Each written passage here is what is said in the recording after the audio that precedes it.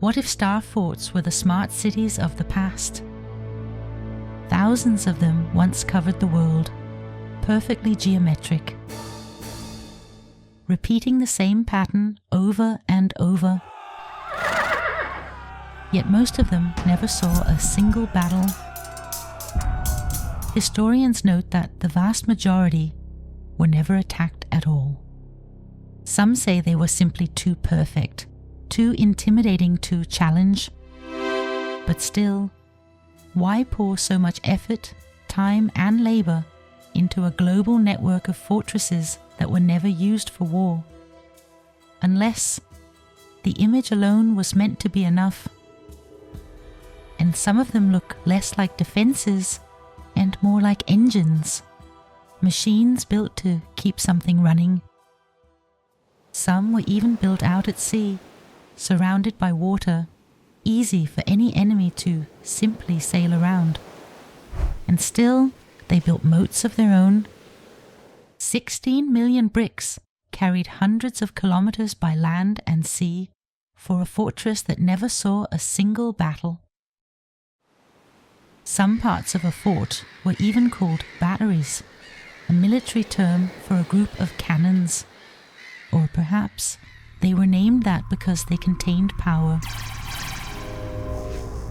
Maybe they weren't the beginning, but an imitation of something older, echoes of a design we barely remember.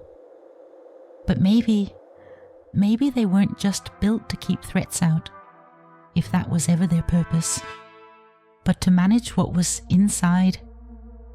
City walls were never only about defense. They marked who belonged and who didn't. And when the walls were torn down, control simply changed shape. Identity, permits, taxes, surveillance. The stone became invisible, but the pattern stayed. Maybe that's why they feel so familiar, because we never really change. The same patterns, the same desires, just built in new forms. In 2016, Danish MP Ida Auken wrote a short piece for the World Economic Forum.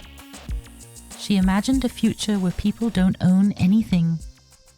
"I have no privacy," she wrote, "and I am happy."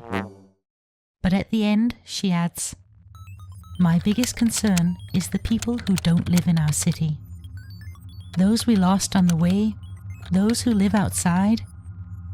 And suddenly, the wall isn't made of stone or wood, but of values, convenience, fear.